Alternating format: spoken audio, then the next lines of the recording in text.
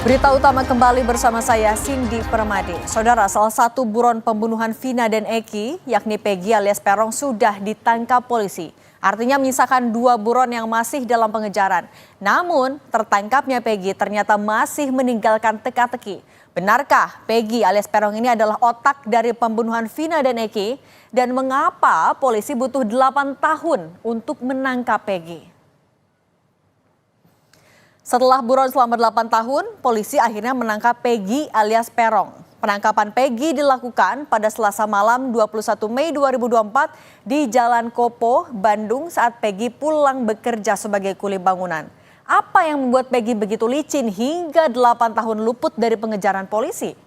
Jadi, menurut polisi, keberadaan Peggy selama 8 tahun sulit dilacak lantaran kerap berpindah tempat bahkan berganti nama menjadi Robi. Inilah sosok Peggy alias Peron. Nah saudara, selama ini Peggy dikenal sebagai sosok yang tertutup. Menurut warga di sekitar rumah Peggy, beberapa hari belakangan Peggy terlihat kerap memakai masker, jaket, juga topi saat keluar rumah. Warga mengenal Peggy sebagai buruh atau kuli bangunan yang kerja di sekitar rumah, tapi terkadang mengikuti ayahnya di Bandung. Sehari setelah ditangkap, Polda Jawa Barat menyebut Peggy alias Peron diduga sebagai otak dari aksi pembunuhan Vina dan Eki di Cirebon 8 tahun silam. Penangkapan Peggy Setiawan membuat kaget sang ibu. Kartini, ibu Peggy Setiawan, tak percaya anaknya jadi dalang pembunuhan Vina dan Eki. Orang tua Peggy yakin anaknya tidak bersalah karena saat kejadian tahun 2016, Peggy sedang bekerja di Bandung. Bahkan saat rumahnya digeledah polisi 8 tahun silam, putranya tidak ada di rumah. Kartini tak menampik kalau tahun 2016 polisi sempat mendatangi rumahnya. Lantaran rumah yang ia tinggali berada tak jauh dari lokasi kejadian.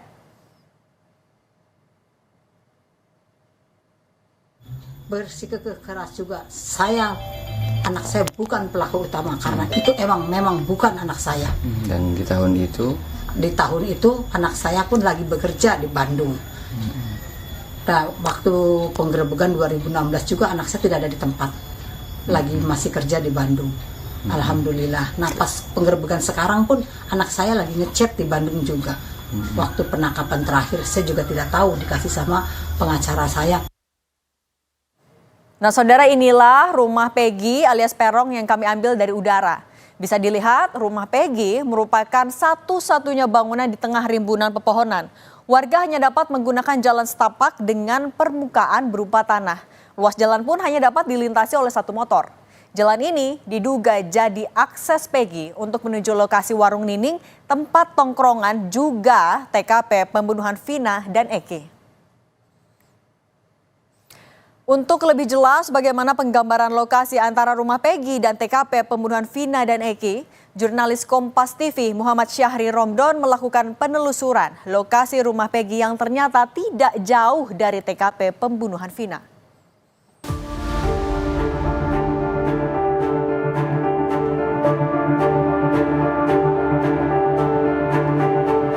kami akan mengajak Anda saudara untuk melakukan penelusuran dari titik rumah Peggy tinggal ke beberapa titik-titik lokasi yang diduga dilakukan tempat eksekusi pembunuhan, awal kejadian lokasi dan juga tempat Peggy dan kawanannya membuang 2 jasad Vina dan juga Eki.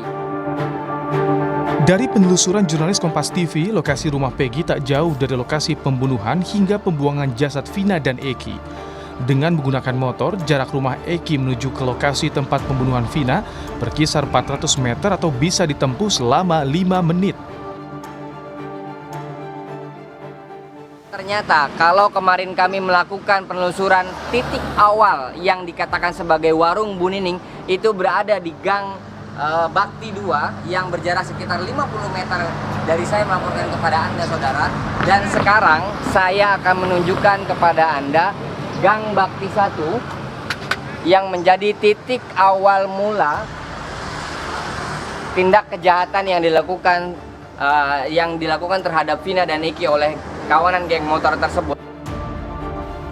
Di lokasi yang berupa kebun warga inilah Vina dan Eki dieksekusi kawanan geng motor 26 Agustus 2016 lalu.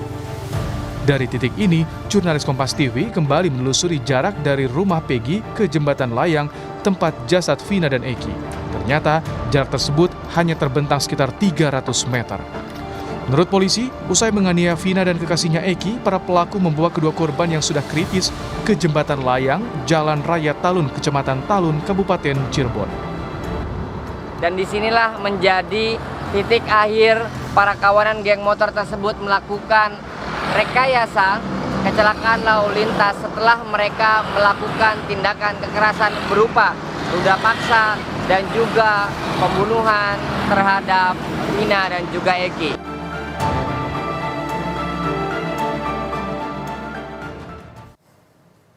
Menanggapi pernyataan Ibu Peggy, polisi meyakini tidak melakukan salah tangkap atas apa yang telah ditangani dalam perkara ini. Polisi yakin penangkapan dan penggeledahan sudah sesuai prosedur. Sejumlah barang bukti pun diamankan polisi, seperti ijazah, rapor, foto yang berkaitan dengan Peggy Setiawan. Dengan pemeriksaan dan pengakuan Peggy, polisi optimistis dapat mengejar 2 tersangka lainnya. Dugaan adanya salah tangkap itu. Kami mohon doa daripada masyarakat banyak, tentunya dari pihak kepolisian bekerja sesuai dengan SOP, prosedur yang berlaku. Jadi kami sedang bekerja dan mohon doanya. Bisa dipastikan itu tidak salah tangkap? Insya Allah. Bergulirnya kembali kasus pembunuhan Vina dan Eki menguak berbagai kejanggalan yang terus bermunculan dari para terpidana. Namun, belum selesai benang kusut kasus ini terurai, tiba-tiba muncul pengakuan dari seorang warga bernama Aep, warga Desa Karangasih, Bekasi. Aep mengaku melihat saat Vina dan Eki diserang oleh kelompok remaja pada tahun 2016 lalu. Menurut Aep, para pelaku mengejar korban ke flyover, lokasi kedua korban ditemukan tergeletak di jalan. Aep mengaku mengenali para pelaku dan DPO karena mereka kerap nongkrong di sebuah rumah yang ada persis di depan bengkel tempatnya bekerja. Saya lagi di warung, terus ada pengendara motor yang berpakai seragam yang bertulisan ekstisi itu lewat, terus langsung dilempari batu. Tuh di situ dilempari batu, terus dikejar-kejar tuh. Berhubung saya juga takut di situ, akhirnya saya udah langsung pulang aja. Nggak ada sebatas teman, nggak ada. Emang saya tahu aja itu anak-anak sering nongkrong di sana di depan bengkel saya. Pas kejadian itu anak-anak lagi pada kumpul di situ. Tuh. Iya. Udah begitu saya tahu begitu, berhubung saya juga takut, akhirnya saya pulang. Kuasa hukum terpidana pembunuhan Vina dan Eki menyebut salah satu kejanggalan saat persidangan adalah tidak dihadirkannya 2 saksi pelapor, yakni Aep dan Dede di sidang.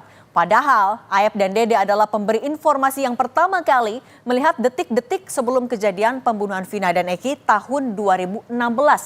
Saksi Aep dan Dede menceritakan apa yang mereka lihat kepada Bapak Eki, Ibtu Rudiana.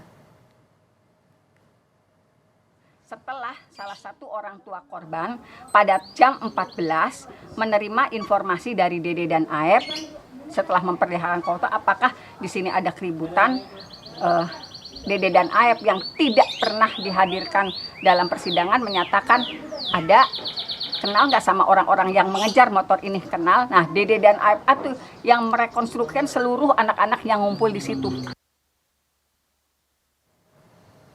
Saudara, tim Kompas TV membuka kembali dokumen tahun 2016 untuk mengurai benang kusut di kasus pembunuhan Vina. Visual para pelaku ini kami ambil saat proses rekonstruksi digelar 26 Oktober 2016. Saat rekonstruksi, 7 pelaku menolak ikut rekonstruksi dan mencabut pengakuan di BAP polisi karena tak mengakui sangkaan yang dituduhkan.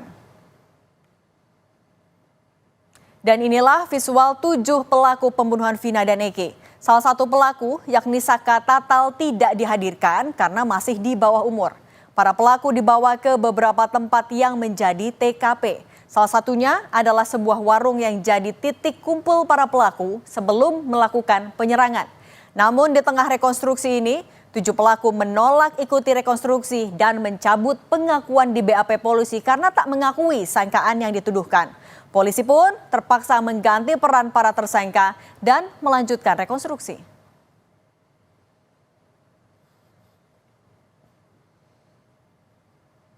Dua pelaku pembunuhan Vina dan Eki masih dalam pengejaran. Kini, sorotan publik mengarah kepada polisi untuk menunjukkan keseriusan dan transparansi agar benang kusut dari kasus yang membelit selama 8 tahun dapat terurai dan memberikan keadilan bagi korban.